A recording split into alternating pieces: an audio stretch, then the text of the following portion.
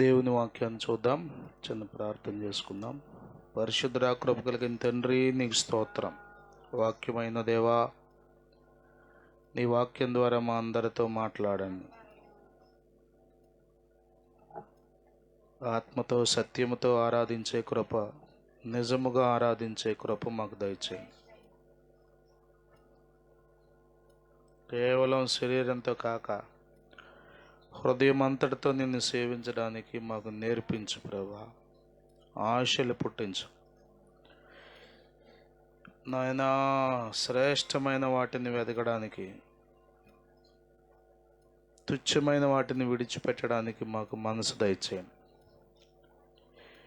ప్రభా. నీ వాక్యము వెల్లడగుతుండగానే వెలుగు, తెలివి, స్వతంత్రత మీరు దయచేయండి. అపవాదిని వాని క్రియలను మీ నామంలో బంధిస్తున్నాను. ఈ ప్రాంగణం అంతా నీ రక్త ప్రోక్షణ ఉంచండి, నీ ఆత్మ సంచారం ఉంచండి. నన్ను కూడా క్షమించి నీ సులువు చాటు మరుగుపరచండి. యేసుక్రీస్తు నామంలో ప్రార్థించి వేడుకొనుచున్నాము తండ్రి, ఆమేన్. హల్లెలూయా. ప్రభు అయిన యేసుక్రీస్తు నామంలో దేవుని సన్నిధికి కూడి వచ్చిన మీ అందరికీ వందనాలు. దేవునికి స్తోత్రం. హల్లెలూయా. రోమా పత్రిక, అపోస్తలుడైన పౌలు రోమీయులకు రాసిన పత్రిక 8వ అధ్యాయం 5వ వచనం చదువుకుందాం. శరీరానుసారులు శరీర విషయముల మీద మనస్సు నుంతురు, ఆత్మానుసారులు ఆత్మ విషయముల మీద మనస్సు నుంతురు. అందరూ ఈ మాటలు చెప్పండి. శరీరానుసారులు శరీర విషయముల మీద మనస్సు నుంతురు, ఆత్మానుసారులు ఆత్మ విషయముల మీద మనస్సు నుంతురు. పౌలు గారు సంఘానికి రాస్తున్న ఉత్తరం ఇది. అనగా క్రీస్తు నామమందు విశ్వాసం ఉంచి సువార్తను నమ్మి లోబడి బాప్తిసం పొంది సంఘ క్రమాల్లో ఎదుగుతున్న వారితో మాట్లాడుతున్నాడు. ఇక్కడ 2 గుంపుల ప్రజలను పౌలు మన ముందు పెడుతున్నాడు. అక్కడున్న సంఘంతోనే కాదు, మనతో కూడా ఇవి జ్ఞాపకం చేస్తున్నాడు. అదేంటంటే, 1 శరీరానుసారులు, 2 ఆత్మానుసారులు. దేవుని స్తోత్రం. హల్లెలూయా. ఇది ప్రతి సంఘంలో ఉంటారు. ఎంత పరిశుద్ధాత్మతో నింపబడి సేవకుడు సంఘం మండుతున్నప్పటికీ శరీరానుసారులు ఉంటారు, ఆత్మానుసారులు ఉంటారు. వీరిని ఎలా కనిపెట్టవచ్చు తెలుసు కదా మీకు. కొన్ని సూచికలు ఉంటాయి కదా. ఉదాహరణకి పాలల్లో నీళ్లు కలిసినాయో లేదో చెప్పేసే థర్మామీటర్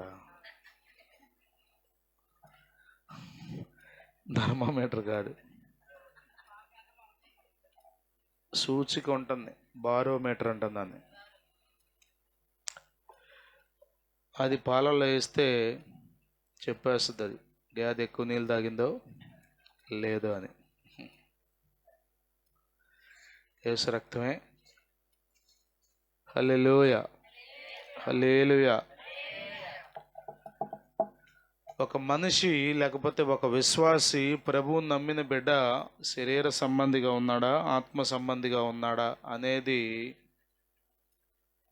మనం చాలా తేలిగ్గా రికగ్నైజ్ చేయొచ్చు, గుర్తుపట్టచ్చు. పౌలు గారు చెప్తున్నాడు,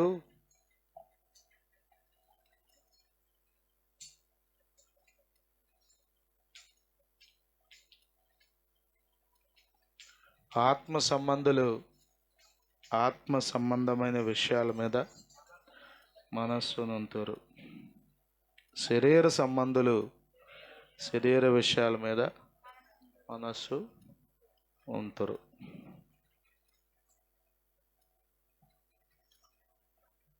ఈ రెండు గుంపులు మందిరంలో ఉంటాయి. మనం ఏ గుంపులో ఉంటాం అనేది రాత్రి ప్రశ్న. భలే వాళ్ళండి మేము అసలు ఆత్మ సంబంధులు అండి అంటే ప్రభు చెప్పాలన్నమాట. నాకు కూడా ఏం తెలుసు, ప్రభువుకి అంతా తెలుసు కాబట్టి ఆయన చెప్తాడు. దేవుని స్తోత్రం. పరిశుద్ధాత్ముడు మీకు బోధిస్తాడు, పరిశుద్ధాత్ముడు మీకు చూపిస్తాడు, పరిశుద్ధాత్ముడు మీకు తెలియపరుస్తాడు. హల్లెలూయా, హల్లెలూయా. శరీరానుసారులు, ఆత్మానుసారులు. శరీర సంబంధులు, ఆత్మ సంబంధులు.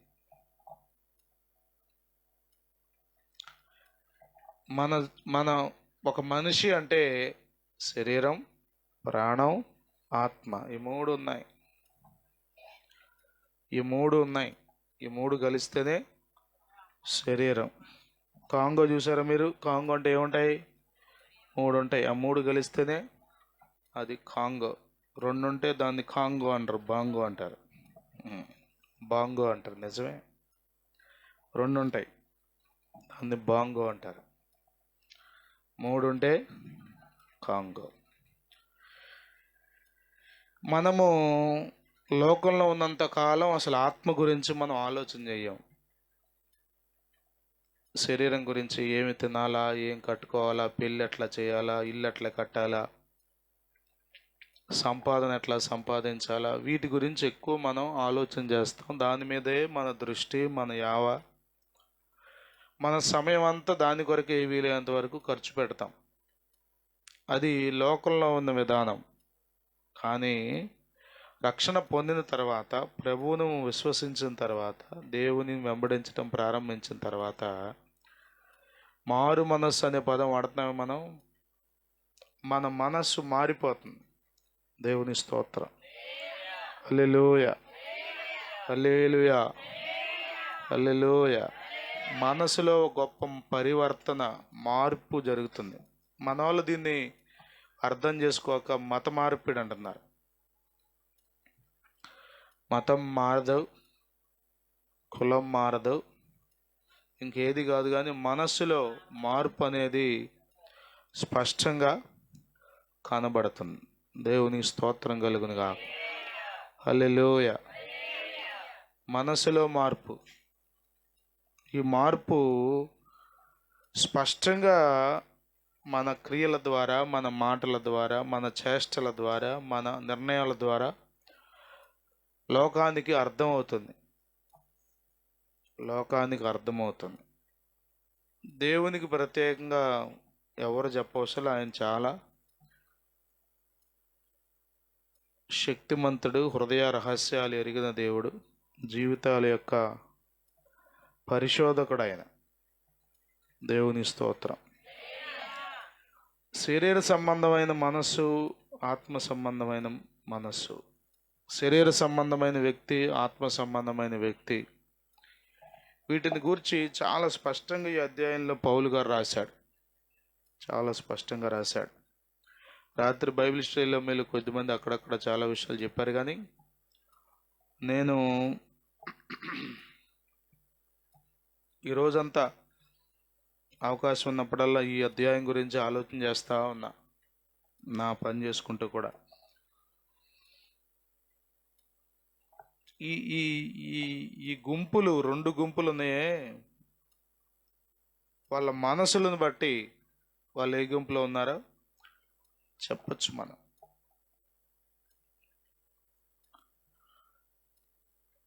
క్రైస్తవ భక్తి గుంపుతో నడిచిపోయేది కాదు.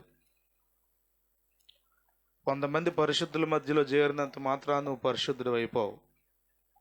నీ మనసు మారాలి, నీ బ్రతుకు మారాలి, నీ ఊహలు, ఉద్దేశాలు, ఆలోచనలు మారాలి, నీ అంతట నీవుగా మారాలి.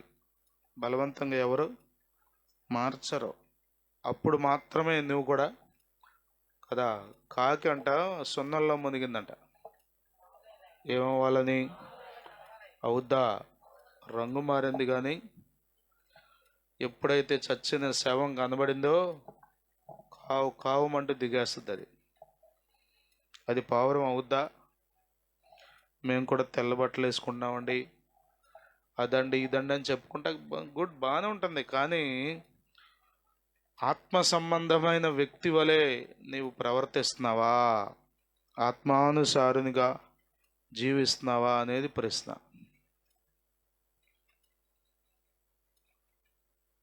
చాలా విషయాలు ఉన్నాయి, కానీ నేను కొన్ని మాటలు మనకున్న సమయాన్ని బట్టి చెప్పే ప్రయత్నం చేస్తా. శరీరానుసారులు వేటి మీద వీళ్ళ మనసు అంటే శరీర విషయాల మీద. ఆత్మానుసారులు వీళ్ళ మనసు దేని మీద ఉంటుందంటే ఆత్మ విషయాల మీద. మీకు అర్థం అవడం కోసం ఒకటి రెండు వచనాలు మీకు జ్ఞాపకం చేస్తాను. మార్కు సువార్త 8వ అధ్యాయం 33వ వచనం.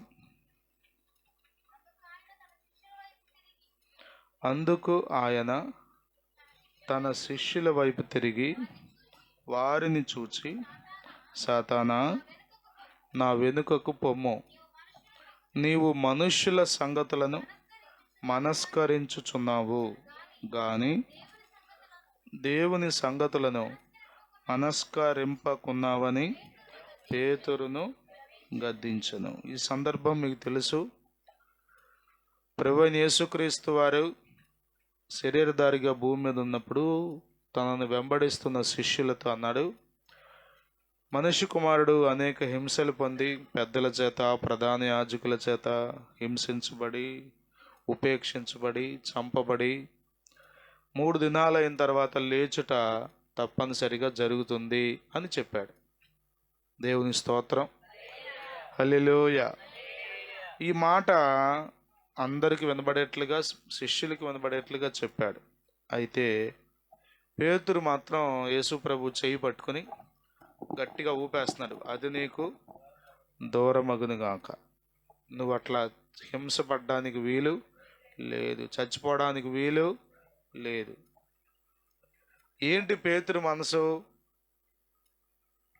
ఏంటి పేతురు హృదయం అంటే, పేతురు సమస్తాన్ని విడిచిపెట్టి ప్రభువుని వెంబడిస్తున్నాడు. పేతురు ఒక్క మాట చెప్తే యేసు ప్రభు ఆ మాటను పట్టుకుని అన్ని విడిచిపెట్టి యేసు ప్రభుని వెంబడించిన వాడు. అలాంటి పేతురుని గూర్చి ప్రభు అయిన యేసుక్రీస్తు అన్నాడు, నీవు మనుష్యుల సంగతులను ఆలోచన చేస్తున్నావు, మనస్కరిస్తున్నావు. అంటే అర్థం ఏంటి? మనస్సు పెట్టావు. నీవు మనుష్యుల సంగతుల మీద మనసు పెట్టావు, కానీ దేవుని సంగతుల మీద. అంటే పేతురు శరీరానుసారా, ఆత్మానుసారా అంటే ఇక్కడ దేవుని మాటల్లో, ప్రభు అయిన యేసుక్రీస్తు వారి మాటల్లో స్పష్టంగా అతడు శరీరానుసారిగా కనబడతాడు. ఎందుకు శరీరానుసారి అని దేవుడు చెప్పాడంటే, అతడు పేతురు యేసు ప్రభు యొక్క హింసను, మరణాన్ని ఒప్పుకోవట్లా. కారణం ఏమై ఉండొచ్చు చెప్పండి, మీరు ఊరక చెప్పండి, మీకు నచ్చిన ఆలోచన. వద్దన్నాడు, గద్దిస్తున్నాడంట. ఎందుకు గద్దిస్తున్నాడు యేసు ప్రభుని?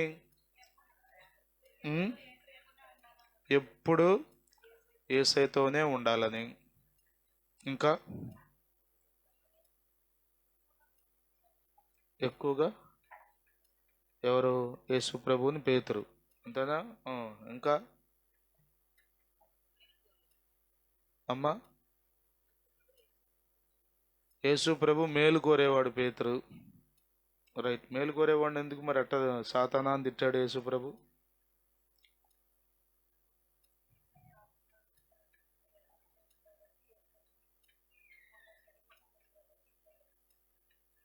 ఇంకా చెప్పండి, కృపావరం ఏం మాట్లాడవు చెప్పండి, మీకేమని అనిపిస్తుంది చెప్పండి. పేతురు ఆలోచించిన మనుష్యుల సంగతులేంటి? పేతురు ఏం మనసు పెట్టాడు? ఆ మనుష్య సంగతుల మీద ఏం మనసు పెట్టాడు?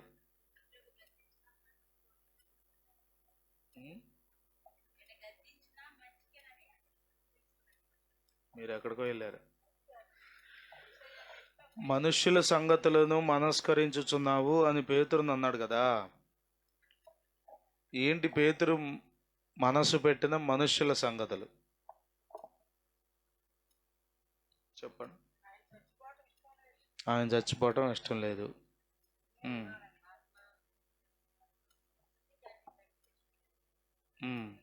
ఆత్మానుసారంగా అయితే తండ్రికి ఇష్టమైంది. చెప్పండి, పర్లా, అన్ని రైటే. ఇది తప్పు అంటాకేమీ లేదు, చెప్పండి.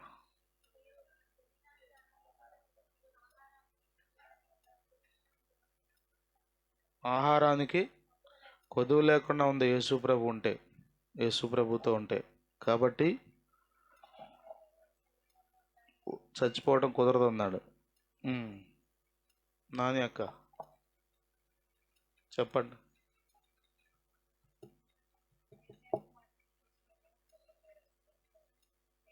మీలో చాలా మంది ఆరాధన అయిపోతే ఎంత మాట్లాడతారో. ఇప్పుడు చూడండి ఎట్ట బొమ్మల్లో కూర్చున్నారు. మా ప్రహర్షిత్ కూడా అంతే, అసలు వాయిస్ రాదు. ప్రార్థన అంటే చాలు ఇక ఇప్పుడు తలకాయ నేల మీద పెట్టేసి గొడగొడగొడగొడగమంటాడు. అయిపోయింది ప్రార్థన అనుకోవాలి మన తర్వాత.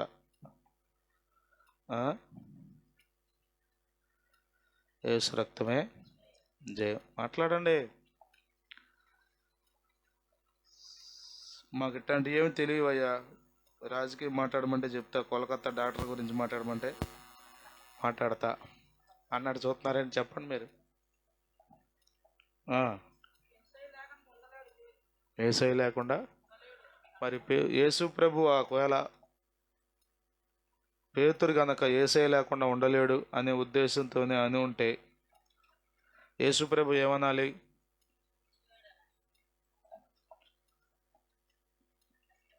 ఏంటో మీరు అసలు అట్లా చూస్తున్నారు. యేసు ప్రభు లేకుండా ఉండలేదు అనే ఉద్దేశంతోనే కనుక పేతురు అనుంటే ఏమనాలి పేతుర్ని? యేసు ప్రభు చూసి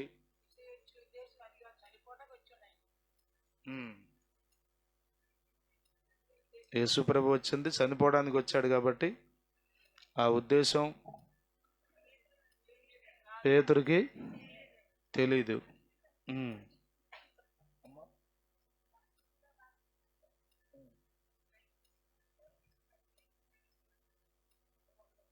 ఆయన చచ్చిపోవటం ఇష్టపడలేదు.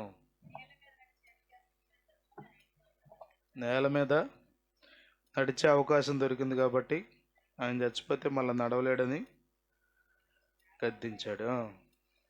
చాలా ఉండయా, అది ఒక మాటతో కొట్టేసాం కేసు. చాలా ఉండయంటే ఇక అయిపోయిందంటే, ఏమి చెప్పకపోయినా అయిపోద్ది అక్కడతో. Emmanuel, what is your opinion?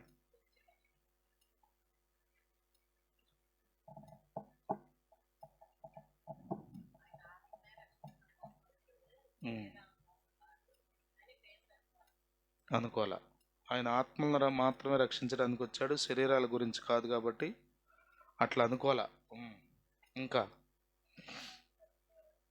రేపుకోమంటే ఏం మాట్లాడట్లేదు మీరు?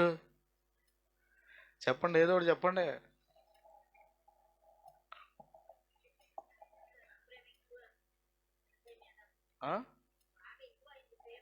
యేసయ్య మీద ప్రేమ పేతురికి ఎక్కువ. రైట్.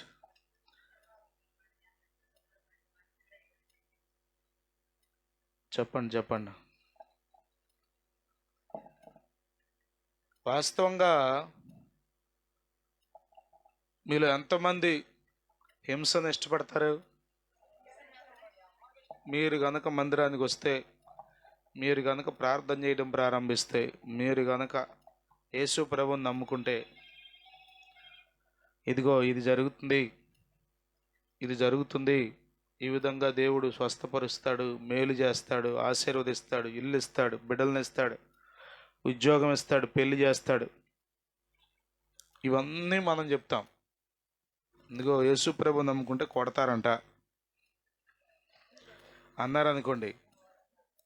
యేసు ప్రభు నమ్ముకుంటే రేషన్ కార్డు తీసేస్తున్నారంట అన్నారనుకోండి.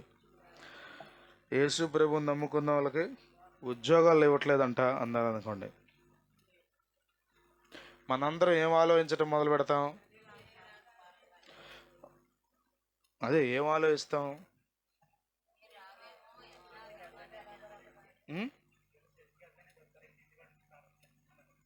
అది అసలు చర్చికి వెళ్ళాలా, బాప్తిసం పొందాలి, ఇంటి దగ్గర మనసులో గుండెల నిండా ఎవరున్నారంట, కోస్తే లోపల నుంచి ఎవరేస్తారు బయటికి అని చెప్తాం ఇక్కడ డైలాగులు. దాన్ని ఏంటో తెలుసా? అసలు ఆ ఆలోచనే మనకి ఎప్పుడు వస్తుందంటే, ఇక్కడ చూడండి, పేతురు యేసు ప్రభువుని చేయబట్టుకుని గద్దిస్తున్నాడు. దానికి కారణం ఏంటంటే, మీరు చాలా విషయాలు చెప్పారు కానీ మూల కారణం యేసు ప్రభు హింసించబడ్డం, యేసు ప్రభు చనిపోవడం. ఈ ఆలోచనే అతనికి లేదు అసలు. ఎట్లా వచ్చాడు యేసు ప్రభు దగ్గరికి అంటే, లూకాసు వార్త 5వ అధ్యాయంలో ఈ పేతురు యేసు ప్రభు దగ్గరికి వచ్చిన సందర్భం అది. ఎట్లాగో అంటే, విస్తారమైన చేపలు పట్టినప్పుడు, అప్పుడు ఆ దోణెలు నిండా చేపలు పట్టినప్పుడు, వలలు పిగిలిపోయేంత చేపలు పట్టినప్పుడు యేసు ప్రభుని వెంబడించాడు. అప్పటి వరకు యేసు ప్రభు ఎవరో పేతురుకు తెలియదు. అంటే యేసు ప్రభుని వెంబడించిన తొల్లిడి దినాల్లో, లేకపోతే స్టార్టింగ్ ఎక్స్పీరియన్స్ ఏంటంటే అంతా సమృద్ధి ఫుల్గా ఉంటుంది. యేసు ప్రభుతో ఉంటే ఫుల్. ఈ వెంబడించిన ఈ దినాల్లో కూడా, ఒకవేళ 2 సంవత్సరాలు అయిందో, 1 సంవత్సరం అయిందో, 2.5 సంవత్సరాలు అయిందో, ఈ సంవత్సరాల్లో కూడా అతడు దేవుని దగ్గర నుండి సమృద్ధిని అనుభవించాడు. చాలా సందర్భాల్లో పరిసయ్యులు అన్నారు, మీ శిష్యులు ఎందుకని ఉపవాసం ఉండరు అసలు? యోహాను శిష్యులు యోహాను ఉపవాసం అని పడ్డారు వాళ్ళు, కానీ మీ శిష్యులు ఎందుకు ఉపవాసం ఉండరంటే, ప్రభు అయిన యేసుక్రీస్తు అన్నాడు, పెండ్లి కుమారుడు ఇంట్లో ఉన్నప్పుడు ఎవరైనా ఉపవాసం ఉంటారా అన్నాడు. అంటే ఇప్పుడు పెండ్లి ఇంట్లో ఎంత దర్జాగా ఉందో, పెండ్లి ఇంట్లో కదా కొద్దిమందికి ఇష్టం పెండ్లి ఇంట్లో భోజనం చేయాలంటే 5-6 వెరైటీలు, 10 వెరైటీలు, ఇంకా కొంచెం ఎక్కువైతే 25 వెరైటీలు, మరీ ముదిరిపోతే 100 వెరైటీలు. యేసు రక్తమే జయం. ఇట్లా తినాలని. అంటే పెండ్లి కుమారుడు ఇంట్లో ఉన్నప్పుడు ఎలాంటి భోజనం దొరుకుతుందో అలాంటి సమృద్ధి అయిన భోజనాన్ని శిష్యులు రోజు తింటున్నారు. కొదువంటూ ఏమి ఎత్తుకోవాల్సిన పని లేదు. ఆహారం కొరకో, లేకపోతే ఇంకో దాని కొరకో దేవుడు వారితో ఉన్నాడు కాబట్టి భౌతికంగా అన్నీ వారికి సమకూర్చబడుతున్నాయి. బట్టలకు కొదువు లేదు, భోజనానికి కొదువు లేదు. యోధా దగ్గర బోర్డులంత డబ్బులు ఉంటున్నాయి, ఎప్పుడు ఏది కావాలంటే అప్పుడు అది డబ్బులు తీసుకు వాడుకుంటున్నారు. ఇట్లా అన్నీ చెప్పండి సిస్టమేటిక్గా సెటప్ అయి ఉన్నాయి. ఇప్పుడు కనుక యేసు ప్రభు చనిపోతే ఏం జరుగుద్ది?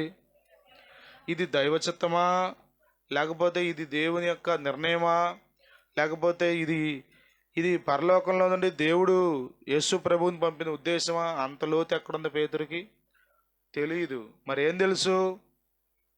యేసు ప్రభు దేవుడు వచ్చాడు, మాతో ఉంటాడు, ఇక మాకు కష్టాలేవి ఉండవు, ఇబ్బందులేమి ఉండవు, కన్నీరు అనేది ఉండదు, హింస అనేది ఉండదు. మరి ఆయన వెళ్ళిపోతుందంటే మరేంటి పరిస్థితి? ఇది కఠినమైన బోధ కదా. ఇది హింస పొందుతాను, చంపబడతాను, ఉపేక్షించబడతాను, అందరూ దాన్ని తోసేస్తారు అన్నప్పుడు, ఇప్పుడు ఆయనకి పరిస్థితి అట్లయితే మన పరిస్థితి ఏంట్రా రేపు అనిపించదు? అంటే మీరు అన్నట్ల ప్రేమ అవ్వచ్చు, కాదు, మెయిన్ ఏంటంటే శరీర సంబంధమైన ఆలోచన అంతా. పేతురు మాట్లాడిన మాటల వెనక ఉన్న ఉద్దేశం ఏంటంటే అంతా శరీర సంబంధంగా. అర్థమవుతుందా మీకు? మీ జీవితం అంతా సవ్యంగా సాగుతుంది, భర్త, భార్య, పిల్లలు. సడన్గా భర్త చనిపోతాడని ఎవరైనా చెప్పారనుకోండి, మీకు వచ్చి ఏమంటారు? సచ్చినోడా, మా ఆయన మీద నీ కళ్ళు బండియా, అని మొదలెడతారు. ఆడి వెనకాల చీపురు కట్టించుకొని యేసు రక్తమే జయం. ఏ రంగం వేస్తారంతే. అంటే అన్ఎక్స్పెక్టెడ్ థింగ్, అన్వాంటెడ్ థింగ్, అంటే మనం ఊహించనిది, మనం కోరుకోంది కదా. సిస్టమేటిక్గా జరుగుతున్నప్పుడు అంత మార్పులు జరిగిపోతున్నాయి. అర్థం కాని విషయం.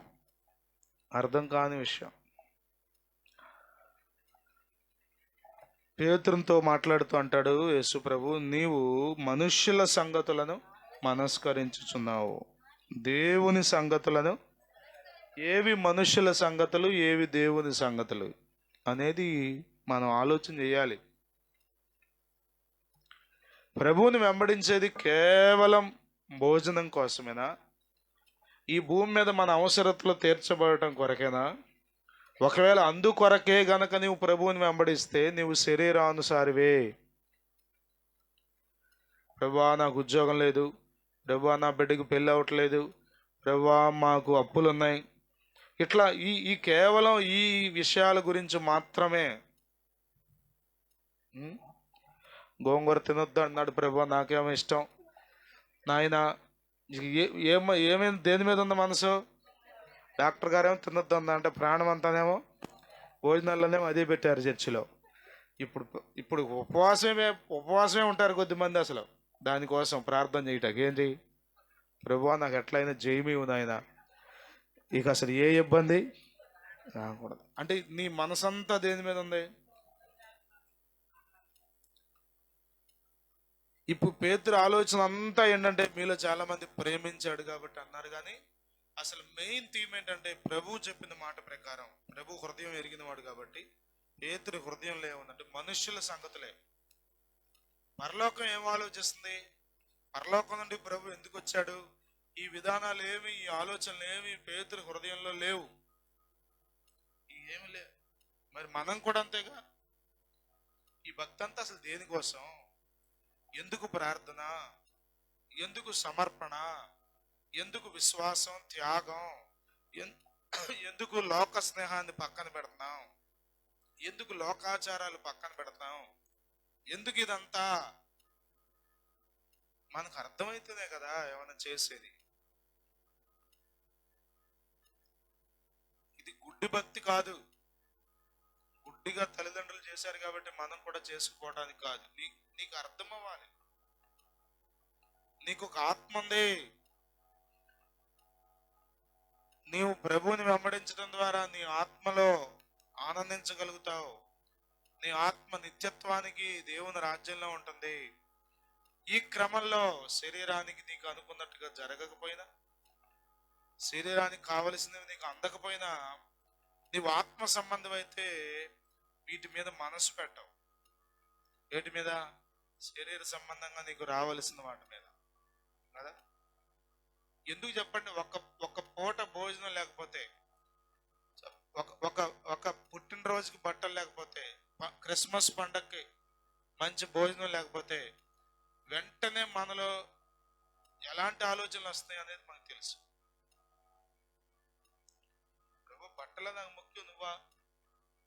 బట్టలు లేకపోయినా పర్లేదు, నీ సన్నిధికి వచ్చి నేను ఆరాధిస్తా.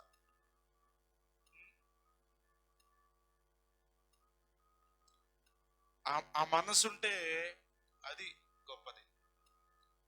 చాలా సార్లు మనం ఏం చేస్తామంటే చిన్న వాటి వరకు శ్రేష్టమైన వాటిని వదిలేస్తాం.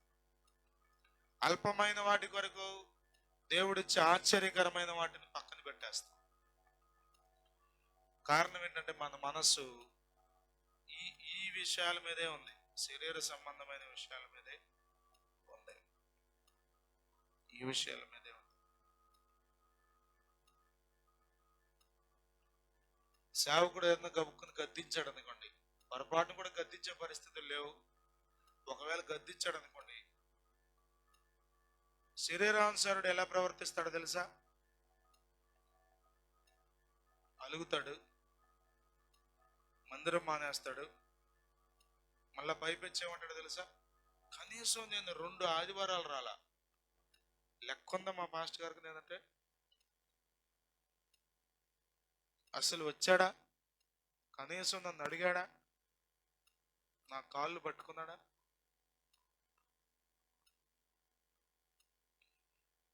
ఇక ఈ ఆలోచనల పరంపర అంతా ఎక్కడి నుంచి వచ్చిందంటే శరీరానుసారమైన మనస్సు. శరీరానుసారమైన మనస్సు, అలుగుడు, సణుగుడు, ఊరకే మూతి ముడుచుకోవటం, యేసు రక్తమే జయం. ఇదంతా ఎక్కడంటే శరీర సంబంధమైన మనస్సు. శరీర సంబంధమైన మనస్సు. పేతురు ప్రభువుని వెంబడిస్తున్నాడు, కానీ మనసంతా దేని మీద ఉందో తెలుసా? మనుష్యుల సంగతుల మీద, లోకపు సంగతుల మీద ఉంది. దేవుని స్తోత్రం కలుగును గాక. హల్లెలూయా, హల్లెలూయా, హల్లెలూయా. కొరింథీ పత్రిక 3వ అధ్యాయం 1వ వచనంలో కొరింథీ సంఘంతో మాట్లాడుతూ పౌలు గారు అంటారు, మొదటి పత్రిక 3వ అధ్యాయం 1వ వచనం, సహోదరులారా, ఆత్మ సంబంధులైన మనుష్యులతో మాట్లాడినట్లు నేను మీతో మాట్లాడలేకపోతుంది. అర్థమవుతుందా? పౌలు ఒప్పుకుంటున్నాడు, చెబుతున్నాడు, ఆత్మ సంబంధులైన మనుష్యులతో మాట్లాడినట్లుగా నేను మీతో. అసలు చిన్న 2, 3 కూడితే ఎంత అవుద్దో తెలియనోడికి ఫ్రాక్షన్స్ కూడికలు చెప్తే అర్థం అవుతుంది. అసలు 1/2 + 1/3 ఎంత అంటే ఇంకా అక్కదాకా ఎక్కడ వెళ్తాడు అసలు మాస్టర్? వీడికి 2, 3 కూడతమే రాలా. ఇగో 2 ఏళ్ళు, ఇగో 3 ఏళ్ళు అని మొదలెట్టాలి. మీసాలు గడ్డాలు వచ్చినా అంతే. ఎందుకని? మూల పాఠాలే తెలియవు, ప్రాథమిక విషయాలే తెలియవు, సాధారణమైన సంగతులే. నర్సరీ పిల్లోడి కంటే ఘోరం నువ్వు బైబిల్లో అంటాడు. అక్కడ క్రీస్తునందు మీరు పసిపిల్లలే. పసిపిల్లలే, పసిపిల్లలే. పసిపిల్ల అంటే ఏం చేస్తాడు చెప్పండి? చెప్పండి. బట్టల్లోనే పాసిపోస్తాడు, బట్టల్లోనే దొడ్లోకి వెళ్తాడు, ఇంకా కుదిరితే చేతులు పెట్టి కెలుగుతాడు, దాన్ని వీలైతే నోట్లో కూడా పెడతాడు. అది తినకూడదు, దాన్ని అంటుకోకూడదు అని తెలుసుదా? సేమ్ అంతే. ఏది దైవికమైందో, ఏది శరీర సంబంధమైందో, ఏది ఇహలోకమైందో, ఏది పరలోకానికి సంబంధించిందో తెలియని అనుభవాలు. ఏం మాట్లాడాలి? ఏం మాట్లాడాలి? హెబ్రీ పత్రికలో కూడా అంటాడు ఈ మాట. మీరు చదవండి అన్నమాట. హెబ్రీ పత్రిక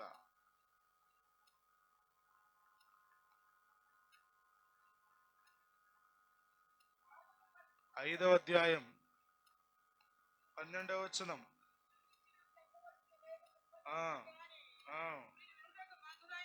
మీరు వినుటకు మందులైనందున వాటిని విశదపరచడం కష్టము. కాలమును బట్టి చూచితే మీరు బోధకులుగా ఉండవలసిన వారై ఉండగా దేవోక్తులలో మొదటి మూల పాఠములను ఒకడు మీకు మరలా బోధింపవలసి వచ్చెను. మీరు పాలు త్రాగవలసిన వారే గాని బలమైన ఆహారం తినే స్థాయికి ఎప్పుడు వస్తారు? అసలు మీరు ఎప్పుడు వస్తారు?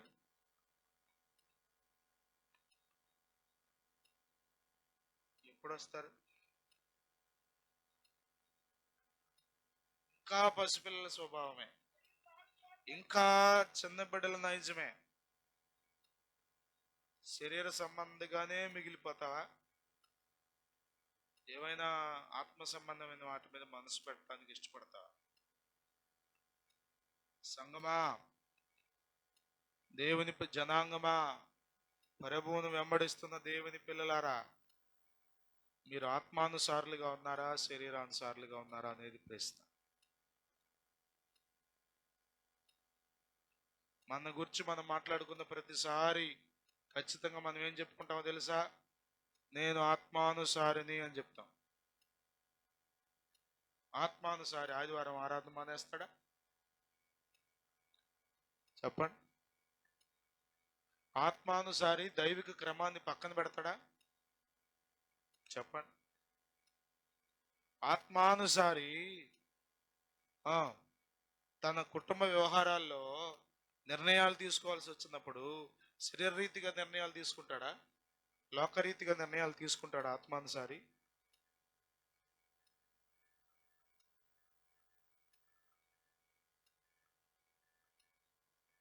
మనల్ని మనం ఆత్మానుసారులుగా ఎక్స్పోజ్ చేసుకోవడానికి చూస్తున్నాం. నేను ఆత్మానుసారిగా కనబడాలి, నేను దేవుని బిడ్డగా కనబడాలి అని సంఘంలో మనం అట్లా ప్రదర్శించుకోవడానికి ఇష్టపడుతున్నాం, కానీ నిజంగా ఆత్మానుసారులు కాదు. ఉంటే మన మనస్సు ఆత్మ సంబంధమైన వాటి మీద ఉంటుంది, ఆత్మ సంబంధమైన వాటి మీద ఉంటుంది.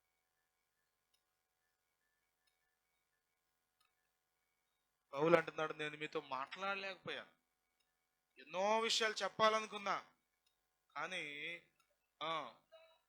మీకు ఒక అవగాహనే లేదు. అసలు ఏం చెప్తాం పిల్లలతో చెప్పండి. ఇప్పుడు మీరు ఎందుకు ఆటలాడుతున్నారు కాగితాలతో? మాట్లాడుతూ వాక్యం వింటారా? Very good.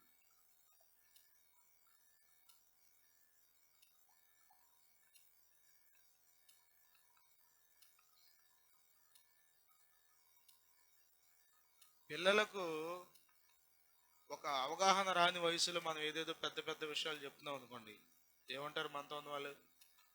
ఆడి వయసు ఎంత, ఆడెంత, ఏది ఆడుగా ఏం చెప్తున్నావు, నీకు అసలు తెలివి ఉందా,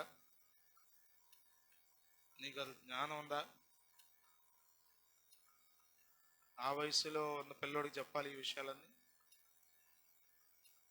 అంటాం కదా మనం.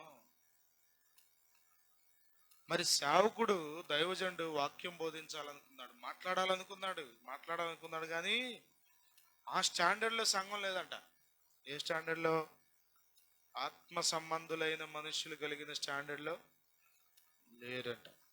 కాబట్టి నేను మాట్లాడలేకపోతుంది అంటే మాట్లాడడానికి నా దగ్గర ఉన్నాయి మాటలు, చెప్పాల్సిన సంగతులు, ఆత్మ సంబంధులకు చెప్పాల్సిన సంగతులన్నీ నాకు ఉన్నాయి చెప్పడానికి, కానీ ఐ కెనాట్, చెప్పలేకపోతున్నాను, మాట్లాడలేకపోతున్నా. కారణం ఏంటి? అర్థమవుతుంది మీకు? ఆత్మానుసారుల దగ్గర పరిశుద్ధాత్ముడు ఇంకా అనేక విషయాలు బోధిస్తాడు, మర్మాలు. అందుకే రాయబడింది, యెహోవా యందు భయభక్తులు గలవారికి ఆయన మర్మాలు బయలుపరుస్తాడు. భయం భక్తి లేని వాడికి మర్మాలు చెప్తాడా? ఆగుతాడా?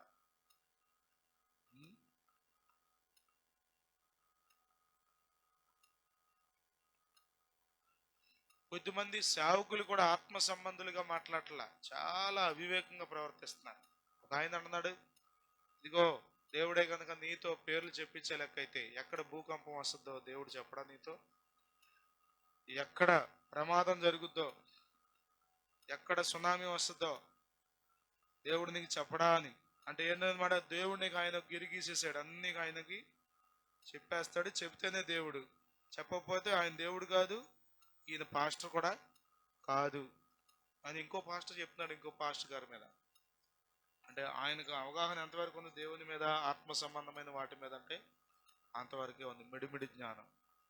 దేవుడే గనక ఒకవేళ ఈ సేవకుని ద్వారా మాట్లాడే మాటలు దేవుడే గనక చెప్పించినట్లయితే అన్నీ చెప్పేయాలి కదా. అర్థమవుతుంది? ఫలానా కలకత్తాలో ఫలానా అమ్మాయి చంపేస్తారు ఫలానా రోజున రాత్రి అని చెప్పేయాలంటే ఇప్పుడు ఈ పాస్టర్ గారు చెప్పేస్తే అప్పుడు ఈ పాస్టర్ గారు నిజంగా దేవుడు చెప్పిన మాటలే చెప్తున్నాడని. చూసారా ఎంతవరకు అవగాహన ఉందో? ఈ దినాల్లో మనుషులు రకరకాలుగా మాట్లాడుతున్నారు, మరి ముఖ్యంగా సేవకులు. వాళ్ళకు తెలిసిన జ్ఞానంతో దేవుడంటే ఇలా చెప్పాలి, దేవుడైతే ఇలా చెప్పాలి, దేవుడైతే అలా మాట్లాడతాడు, దేవుడంటే ఇలా మాట్లాడతాడు, ఏదేదో. ఇక ఇక వాళ్ళకంటే ఒక క్యాలిక్యులేషన్ ఉంది దేవుడు అంటే, ఇక ఆ క్యాలిక్యులేషన్లోనే ఉండాలి. అంతేనా? అంటే నువ్వు గిరిగీసి కూర్చోబెడతావు దేవుణ్ణి. ఒక చోట అంటాడు, ఒకవేళ దేవునికే గనక వెర్రితనం ఉంటే అది నీ జ్ఞానం కంటే ఎక్కువ అన్నాడు. ఓ మనుషుడా, నీ జ్ఞానం కంటే దేవుని వెర్రితనం ఎక్కువ, గొప్పది. ఒకవేళ వెరితనం కనుక ఉంటే ఉండదు ఆయనకి వెరితనం. అలాంటి దేవుని యొక్క మనస్సును నువ్వు గ్రహింపగలవా? దేవుడు ఏం చేస్తాడు అంటే నీకు నచ్చినట్టుగా నాకు నచ్చినట్టుగా చేయడు, ఆయనకి ఇష్టం వచ్చినట్టుగా చేస్తాడు. 115 కీర్తనలో మనం చదువుతాం, మా దేవుడు ఆకాశం అందున్నాడు. చదవండి ఆ మాట, 3వ వచనం. 115:3.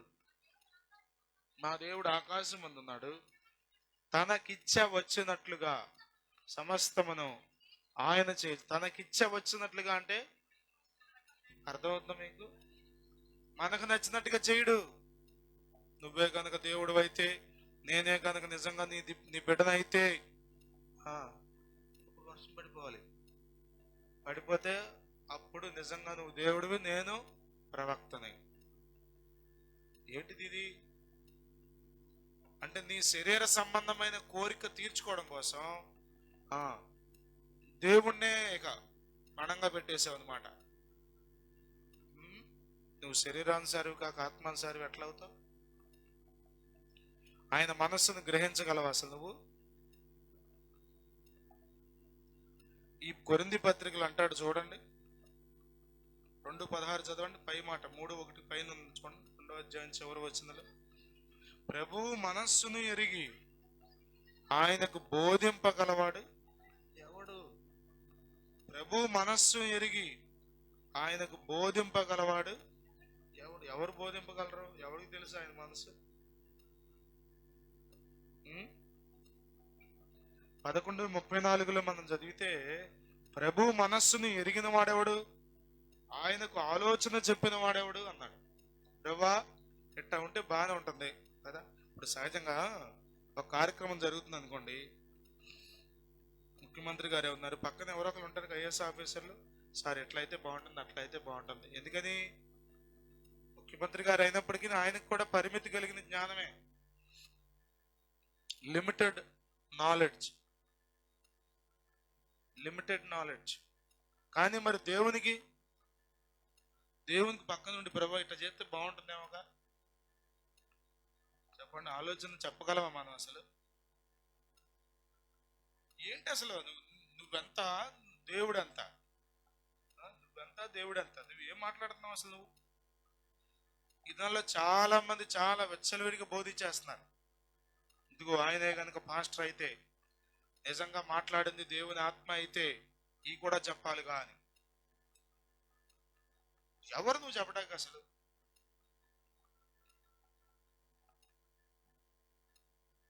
వాక్యం నీకు ఎంతవరకు అర్థమవుతుంది అసలు? దేవుని మనస్సు నీకు ఏం అర్థమైంది? దేవుని హృదయం నువ్వు ఎంతవరకు అర్థం చేసుకున్నావు? ఇది నాలో మనం కూడా అంతే. నిజంగా నేనే కనుక ప్రభువుని వెంబడిస్తున్నాను, ఆయనే కనుక నిజమైన దేవుడైతే నాకెంత కష్టం ఎందుకు వస్తుంది అన్నామంటే అర్థమేంటి తెలుసా? నీవు శరీరానుసారంగా ఎంతవరకు భక్తి చేసావు కానీ శరీరానుసారిగానే భక్తి చేసావు. ఎక్కడ ఆత్మానుసారమైన జీవిత విధానం నీలో లేదు, రాలా. నీవు క్రీస్తునందు పసిబిడ్డవే. భలే వాళ్ళంటే 15 సంవత్సరాలైంది బాప్తిస్మం పొంది, నేను అసలు కాజలో మోస్ట్ సీనియర్ విశ్వాసిని, వీళ్ళంతా నా కళ్ళ ముందు బాప్తిస్మం పొందాలంటావా? కానీ నీవు 15 సంవత్సరాల అనుభవం కలిగిన వ్యక్తిగా లేవు. నీ మనస్సు అలా లేదు. ఏంటని ఎదుగుతున్నారు మీరు? డిఫరెన్సా? ఏంటిది?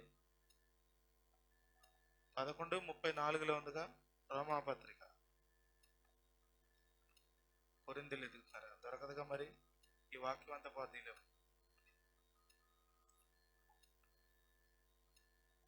దేవుని స్తోత్రం, హల్లెలూయా. కాబట్టి దేవుణ్ణి గిరిగీయడానికి లేదు అసలు.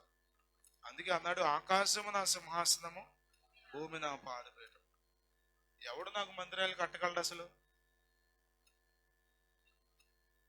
చెప్పండి. ఇది దేవుణ్ణి కూర్చోబెడతాక ఈ మందిరం? చెప్పండి. దేవుణ్ణి కూర్చోబెట్టడానికి ఈ మందిరం కూర్చోబెట్టగలం ఇక్కడ? ఇది మనం కలిసి ఆరాధన చేసుకోవడానికి, దేవుని బిడ్డలుగా మనమందరం కలిసి ఒక చోట కూడుకోవడానికి నిర్ణయించబడిన స్థలం. అంతే తప్ప ఇక్కడ దేవుడిని మనం ప్రతిష్ఠ చేయడానికి లేదు. కొద్దిమందికి దేవుడిని యేసయ్యని ప్రతిష్ఠ చేసి వచ్చాం. ప్రతిష్ఠ ఎక్కడ చేస్తా? నీకు అంత సీన్ ఉందా ఆయన ప్రతిష్ఠ చేసే అంత?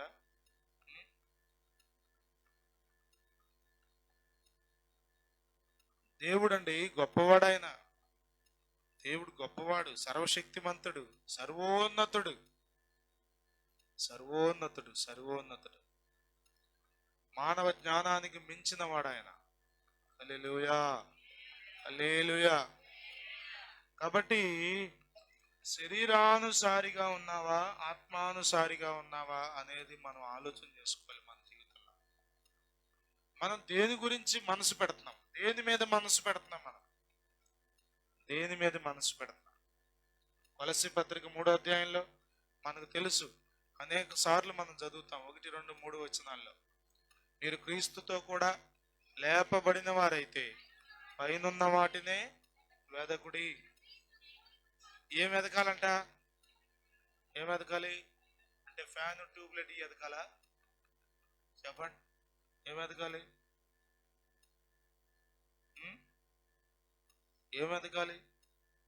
చదవండి, ఇంకా క్రింద అంటాడు, పైనున్న వాటినే వెదకుడి. అక్కడ క్రీస్తు మొదటి 2, 3 వచనాల్లో ఉన్నాయమ్మా. మీరు కాన్సన్ట్రేషన్ గంటలా జాగ్రత్తగా ఉంటే గాని అర్థం అవుతుంది. పైనున్న వాటినే వెదకుండి. అక్కడ క్రీస్తు దేవుని కుడిపార్శ్వమందు కూర్చుండి ఉన్నాడు. పైనున్న వాటి మీదనే గాని భూ సంబంధమైన వాటి మీద మనస్సు అని. అసలు నువ్వు నిజంగా లేపబడితే క్రీస్తుతో కూడా, అది బాప్తిసం అంటే ఏంటి? తండ్రి యొక్కయు కుమారుని యొక్కయు పరిశుద్ధాత్మ నామంలో నీళ్ళల్లో ముంచి మరలా ఏం చేస్తున్నావు? పైకి అంటే ఏంటి అర్థం? యేసయ్య సిలువ మరణ పునరుత్థానాల్లో పాలిభాగస్తుడివై నువ్వు తిరిగి లేపావు. ఎఫెసీ పత్రిక 2వ అధ్యాయం 1వ వచనంలో చదివితే, మీరు అపరాధముల చేతను పాపముల చేతను చచ్చిన వారే ఉండగా దేవుడు మిమ్మల్ని క్రీస్తుతో కూడా బ్రతికించనన్నాడు. ఆయనతో కూడా మనం లేపబడితే దానికి రుజువేంటి తెలుసా? మీరు నిజంగా దేవుని పిల్లలు అంటానికి భూ సంబంధమైన వాటి మీద మనస్సు ఉండదు. అంటే ఏంటి అర్థం? ఒకవేళ ఎవరికైనా స్థలాలు వస్తున్నాయి అనుకోండి, మందిరానికి వస్తుంటే, స్థలం అంటే స్థలం కొనుక్కున్నాడు, అక్కడ కొన్నాడు, అమరావతిలో కొన్నాడు, తాడినాడులో కొన్నాడు, ఇంకో చోట కొన్నాడు, ఇంకో విశాఖపట్నంలో కొన్నాడు. బా చూడరా నాయన, ఏం నాయన నాకు ఈ కర్మ ఏంటి ప్రభు అదే మనసు వచ్చిందంటే అర్థం ఏంటి చెప్పండి? అసలు ఆ మనసు వచ్చిందంటే అర్థం ఏంటి తెలుసు? నువ్వు శరీరానుసారివి. నీ మనసు ఎక్కడుంది? భూ సంబంధమైన వాటి మీద ఎదుగుతుంది. పంది గురించి చాలాసార్లు మనం వింటాంగా. అది దాని యొక్క శరీర ఆకారం తెలుసా మీకు? అది పైకి చూడలేదు. పంది పైకి తల పైకెత్తి చూడలేదు. మీరు ఎప్పుడైనా చూసారు లేదు? ఒక్క చనిపోయే రోజు మాత్రమే వేటాడి దాన్ని ఏం చేస్తాడు? అప్పుడు చూస్తుందంట ఆకాశం. అప్పుడు చూస్తుందంట ఆకాశం. మనలో చాలా మందికి పరలోకం తెలియదు అసలు ఏంటో, ఆ మహిమేంటో, ఆ వైభవం ఏంటో, ఆనందం ఏంటో, పైన ఏముందో అసలు తెలియదు. మరి ఏముందో తెలుసు? ఇదిగో ఇక్కడ ఇవి ఉన్నాయి, అక్కడ ఉన్నాయి, ఇక్కడ ఉన్నాయి, ఇవన్నీ తెలుసు. ఇవన్నీ తెలుసు. భూమి సంబంధమైన అన్నీ తెలుసు. బంగారం రేట్ ఎంతో తెలుసు, వెండి రేట్ ఎంతో తెలుసు, రోజుకి ఎంత పెరుగుతుందో తెలుసు. కానీ ఇక్కడ అన్నీ తెలుసు, కానీ అక్కడదేమో తెలియదు. Zero knowledge. కొద్దిమందికి ఆత్మలోకంలో జీరో నాలెడ్జ్. ఇక్కడ అన్నీ తెలుసు. ఎంత తెలుసు అంటే బందర్లో ఏ బట్టలు కొట్లో బట్టలు చీపో తెలుసు. అంత కాసి వడపోసేశారు, అంతే వడపోసేశారు. ఇక దీని మీదే మన సీనియర్ అన్నమాట. సీనియర్ వాళ్ళకి డిగ్రీ ఇవ్వాలన్నమాట. పలానా కొట్లు పలానా బట్టలు, పలానా కొట్లు పలానా బట్టలు. అంతగా షాపింగ్ లో సీనియర్ అయిపోయారు. మనసంతా ఎక్కడ చెప్పండి? షాపింగ్ లో గడిపినంత ఎప్పుడన్నా ప్రార్థనలో గడిపావా? బాత్రూంలో గడిపినంత ఎప్పుడన్నా వాక్య ధ్యానంలో గడిపావా? ముసలమ్మ ముచ్చట్లో గడిపినంత సమయం ఎప్పుడన్నా దేవుని మందిరంలో గడిపావా? కొద్దిమంది ఎక్కడ కూడా అదేగా, ఇక్కడ కూడా ధ్యానం తీసుకొచ్చేస్తారు అంతే.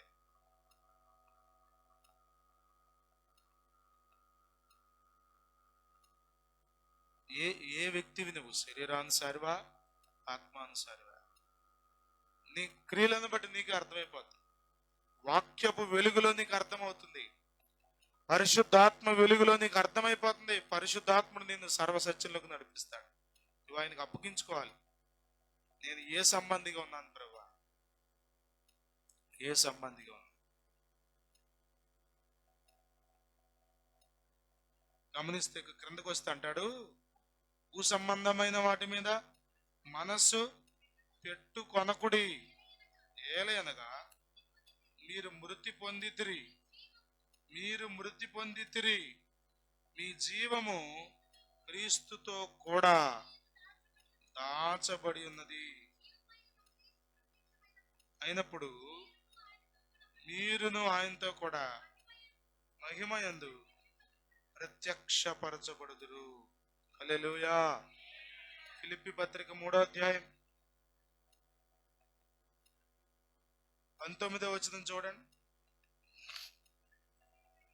నాశనమే వారి అంతము, వారి కడుపే వారి దేవుడు, వారు తాము సిగ్గుపడవలసిన సంగతుల యందు అతిశయపడుదురు.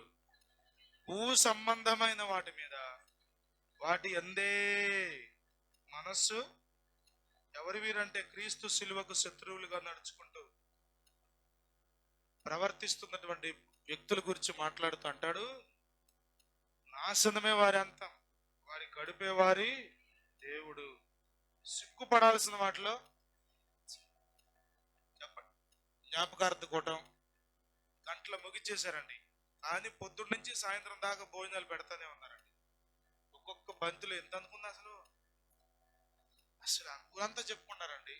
కూటం గురించి ఒక్క మాట మాట్లాడ్డావు, వాక్యం గురించి ఒక్క మాట మాట్లాడ్డావు, దైవికమైన విషయాల గురించి ఒక్క మాట మాట్లాడ్డావు. మరి ఏంటి గురించి మాట్లాడతాడు?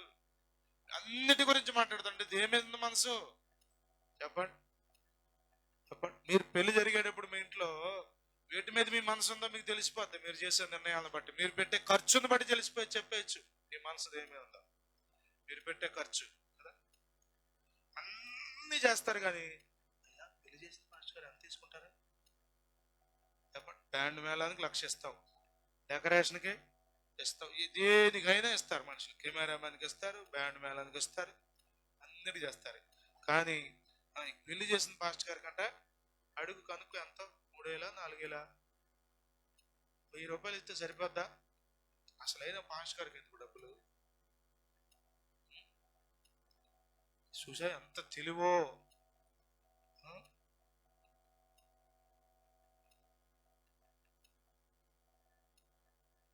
మీరు ఊరికి ఆలోచన చేయొచ్చు. మీరు పెట్టిన ఖర్చులో దైవికమైన కార్యక్రమాల కొరకు, దైవికమైన వాటి కొరకు ఎంత ఖర్చు పెట్టారు? భూ సంబంధమైన వాటి కొరకు, ఆడంబరాల కొరకు, మీ గొప్పలు చెప్పుకోవడం కొరకు ఎంత ఖర్చు పెట్టారు? చాలా సింపుల్, చాలా సింపుల్గా చెప్పేయచ్చు, చాలా సింపుల్గా చెప్పేయచ్చు. ప్రియమైన వాళ్ళారా, మనం ఆత్మానుసారులుగా లేకపోతే ముగింపు ఎలా ఉంటుందో తెలుసా? మనం మందిరానికి వచ్చి నరకంలో ఉంటాం. మనం మందిరానికి వచ్చి బల్లలో పాలు పంపులు పొంది అగ్నిగుండంలో ఉంటాం. అనుకుంటాం వాళ్ళే పోతారు నరకానికి అనుకుంటాం, కానీ చివరికి మనం ఉంటాం అక్కడ. వాళ్ళు షాక్ అవుతారు, ఎరా ఏంటి ప్రతి ఆదివారం వెళ్ళేవాడుగా, కోటాలంటే వెళ్ళావు కానీ ఏమీ లేదు మనసు. దైవికమైన మనసు లేదు, పైన వాటిని వెదికే మనసు లేదు. ఎప్పుడు భూ సంబంధమైన మనసు. వారి కడుపే వారి దేవుడు అండి. చూసారు? ఇక దేవుడు ఎక్కడా, ప్రభు ఎక్కడా? కడుపే. యేసు రక్తమే జయం. మేము అసలు చల్లారింది తినమండి, మేము అసలు నాన్ వెజ్ లేకుండా తినమండి. ఈ చెప్తావు కానీ నేను ఈరోజు గంటన్నా ప్రార్థన చేసుకోకుండా భోజనం చేయదండి, ప్రతి పూట ప్రార్థన చేసుకుంటానండి, 2 అధ్యాయాలైనా చదవకుండా అన్నం తిందండి. ఈ చెప్తాం అసలు? ఇటు గురించి అసలు మాట్లాడుకుంటాం అసలు? చెప్తారా? సాక్ష్యం లేచి ఇదిగో ఇప్పటి నుంచి రక్షణ పొందా నేను, అప్పటి నుంచి ఇప్పటి వరకు ఇదిగో రోజుకి 2 అధ్యాయాలు వాక్యం చదువుతున్నా, భోజనం చేసే ముందు ఇంత ప్రార్థన చేసుకుని కానీ భోజనం చేయను, ఇంత సమయం వాక్యం చదివి కానీ భోజనం చేయను, ఇంత సమయం ప్రార్థనలో ఉండి కానీ భోజనం చేయను. ఇలాంటి సాక్ష్యాలు ఆత్మానుసారులు చెప్తారు. మరికేం చెప్తారు? ఎన్ని చెప్తారో మాటలు, ఎన్ని చెప్తారో మాటలు. మీరు క్రీస్తునందు పసిబిడ్డలుగా ఉన్నారు. మీ స్థితి దయనీయంగా ఉంది. మిమ్మల్ని మీరు మెచ్చుకుంటే కుదరదు, మీ గురించి మీరు గొప్పలు చెప్పుకుంటే కుదరదు. కొద్దిసార్లు ఏం చేస్తా ఉంటే, భార్యను మెచ్చుకుంటా ఉంటాడు భర్త, భర్తను మెచ్చుకుంటా ఉంటుంది భార్య. ఈ దరువు, మధ్యలో దరువు ఇక్కడ కుదురుదేమో కానీ దేవుని దగ్గర కుదరదు. షటప్ అండ్ గెట్ అవుట్ అంటాడు దేవుడు. నోరు మూసుకుని బయటకు నడువు అంటాడు. అక్రమము చేయవార్లారా అంటాడు. భలే వాళ్ళండి, మా ఆయన పెద్ద ప్రసంగికుడు, భలే చెప్తాడు వాక్యం, అంత బాగా చెప్తాడు అనుకున్నా అని ఒకవేళ చెప్పొచ్చు. కానీ ఆత్మ సంబంధిగానే ఉన్నాడా బోధకుడు? ప్రసంగాలు కాదు, నీ ప్రవర్తన ఆత్మానుసారమైన ప్రవర్తనేనా? నీ ఎంపిక ఆత్మీయమైన ఎంపికేనా అనేది ప్రభు చూస్తాడు. శరీరానుసారమేగా మనం బ్రతకడానికి దేవుడు మనల్ని పిలవలా. శరీరానుసారంగా మనం బ్రతకడానికి దేవుడు మన కొరకు ప్రాణం పెట్టలా. శరీరానుసారంగా మనం ఈ భక్తి చేయడానికి, ఏదో భూమి మీద అవి ఇవి సంపాదించుకోవడానికి, కూడబెట్టుకోవడానికి, పోగు చేసుకోవడానికి, దేవుని మహాకృపలు ఇదిగో ఇన్ని సంవత్సరాల్లో ఇంత సంపాదించుకున్నాను అని చెప్పడానికి కాదు, అని చెప్పడానికి కాదు, చెప్పడానికి కాదు. నేను చిన్నప్పటి నుండి పెంకిటిల్లో ఉన్నా, 44 సంవత్సరాలు. అనేక మంది నా దగ్గరికి వచ్చి పాపం వాళ్ళ ప్రేమను వ్యక్తపరుస్తూ, అయ్యో ఇంకా మీరు ఈ ఇంట్లోనే ఉంటున్నారా? ఏ రోజును కూడా వాళ్ళు అన్నప్పుడు కూడా నా హృదయంలో ఎప్పుడు బాధపడలా. నిజంగా దేవుని సంధిలో ఈ మాట నేను ధైర్యంగా చెప్తాను. ప్రభువా, ఇది కూడా లేని వాళ్ళు ఎంతో మంది ఉన్నారు. ఈ నివాసం స్థిరమైనది కాదు. ఇందులో ఇక్కడ ఉండడానికి శాశ్వతంగా దేవుని నీవు నన్ను పంపలేదు. ఇక్కడ కొంతకాలం ఉంటాం. నిజమైన నివాసం, నిత్య నివాసము లేదిలలోన, నేత్రాలు కానను పై నిలుపుము. నిత్య నివాసము లేదిలలోన, నేత్రాలు కానను పై నిలుపుడే. సియోను పాటలు సంతోషముగా పాడుచు సియోను వెళ్ళుదాము. సియోను పాటలు సంతోషముగా పాడుచు సియోను వెళ్ళుదాము. హల్లెలూయా, హల్లెలూయా. ఒకవేళ మీరు గనక కేవలం దేవుని నమ్మింది ఈ భూమి మీద మనం అది ఇది సంపాదించుకోవడానికి, పోగు చేసుకోవడానికి, మేడలు కట్టుకోవడానికి, పిల్లల్ని పెంచుకోవడానికి, పిల్లల్ని గొప్పలు చేయడానికి అంతవరకే అనుకుంటే మీరు భూ సంబంధమైన మనసు, శరీర సంబంధమైన మనసు కలిగి ఉన్నారని గుర్తుపెట్టుకుని ఇకనైనా మేలుకుంటే మంచిది. నువ్వు ఆత్మానుసారి అయితే ఏం చేస్తావు తెలుసా? క్రీస్తు కొరకు ఎలాంటి శ్రమలని పడినా లెక్క చేయవు. క్రీస్తు కొరకు ఎలాంటి నిందపడినా లెక్క చేయవు. క్రీస్తు కొరకు ఎలాంటి కష్టం వచ్చినా కంగారు పడిపోవు. దైవికంగా నువ్వు దేవుని మనసు కలిగి ఉన్నప్పుడు, పైన వాటిని వెదికే మనసు కలిగి ఉన్నప్పుడు ఇలాంటి అనుభవం నీలో ఉంటుంది. దేనికి కంగారు పడిపోవు, కంగారు పడిపోవు, కంగారు పడిపోవు. నేను నమ్మిందే అసలు ఆశీర్వాదం కోసం, నేను నమ్మిందే అంతా బాగుంటుందని అని ఆలోచన నీలో ఉన్నప్పుడు ఏ కొంచెం తేడా వచ్చినా ఖచ్చితంగా ప్రభువుకు దూరం అయిపోతావు. దేవుణ్ణి విడిచిపెట్టేస్తావు, అంతే. విడిచిపెట్టేస్తావు, చాలా సింపుల్గా విడిచిపెట్టేస్తావు. ఈ దినాల్లో ఎందుకు మధ్యలో కొద్దిమంది మందిరాన్ని విడిచిపెట్టి, దేవుణ్ణి విడిచిపెట్టి, ఆరాధనని విడిచిపెట్టి, సన్నిధిని విడిచిపెట్టి పోతున్నారంటే కారణం ఏంటి తెలుసా? వారి జీవితకాలం అంతా వారి ఆత్మీయ యాత్రలో శరీరానుసారులుగానే దేవుణ్ణి వెంబడించారు. కాబట్టి ఏదో ఒక సందర్భంలో ఖచ్చితంగా దూరం అయిపోతారు. శరీరానుసారులు ఎక్కువ కాలం ఉండరు. అసలు వాళ్ళని ఫిల్టర్ చేయడం కోసమే శ్రమలే పెడతాడు దేవుడు. వాళ్ళని వడగట్టడం కోసమే దేవుడు ఏదో ఒక శ్రమను అనుమతిస్తాడు. వడగట్టినప్పుడు వెళ్ళిపోతాయి, అన్నీ వడగట్టినప్పుడు వెళ్ళిపోతాయి. ప్రియమైన వాళ్ళారా, నా మాటలు ముగిస్తున్నాను. నువ్వు శరీరానుసారిగా ఉన్నావా లేక ఆత్మానుసారిగా ఉన్నావా? నీవు ఆత్మానుసారి అయితే నీ మనస్సు ఆత్మ సంబంధమైన వాటి కొరకు ఆపేక్షిస్తుంది, ఆరాటపడదు. ప్రభువా, నేను ఇంకా పరిశుద్ధాత్మతో నింపబడలా, నేను ఇంకా సువార్త చెప్పడం ప్రారంభించలా, నేను ఇంకా దేవునికి ఇష్టడిగా బ్రతకట్లా, ఇంకా నాలో ఈ లోపాలు కనబడుతున్నాయి. వాక్యం చదువుతుంటే, వాక్యం వింటుంటే నాకు అర్థమవుతుంది. ఈ రీతిగా ఆలోచన చేస్తావు. శరీరానుసారం ఏం చేస్తారో తెలుసా? ఇవాళ వర్తమానం చాలా బాగుంది, అబ్బా ఏం చెప్పారు వాక్యం అనుకుంటూ వెళ్ళిపోతాడు. అంతే. ఏముండదో, ఏం మార్పు ఉండదో, ఏం ప్రక్షాళన ఉండదో, ఏం విడుదల ఉండదో, ఏమీ పరివర్తన కనబడదో, కానీ మాట్లాడుకుంటూ వెళ్ళిపోతాడు. అంతే. అంతే, ఏముండదు. శరీరానుసారిగా మిగిలిపోవద్దు, శరీరానుసారిగా మిగిలిపోవద్దు. ఆత్మానుసారంగా మనం అడుగులు ముందుకేద్దాం. ఎలాంటి పరిస్థితులు వచ్చినా జడవడవు, ఎలాంటి పరిస్థితులు వచ్చినా కృంగిపోవడవు. ఆత్మానుసారి. శ్రమ, వేదన, దుఃఖం, కష్టం. అందుకే ఆ మాటలు ధైర్యంగా చెప్తాడు పౌలు. ఏంటో తెలుసా? ఏది నన్ను దూరం చేయదు ప్రభు ప్రేమ నుండి. ఒకవేళ ఇప్పుడున్నాయే కాదు, భవిష్యత్తులో రాబోయే కూడా. కొద్దిమంది భయం, ఎవరొస్తారో, ఏం జరుగుద్దో, ఈ 5 సంవత్సరాలు ఎట్లా ఉండదో, తర్వాత ఎవరొస్తారో, మళ్ళీ ఏం జరుగుద్దో. అసలు that is none of our business. అది మన పని కాదు. ఎవరు వచ్చినా, ఎవరు ఏం జరిగినా ప్రభు మనతో ఉన్నాడు.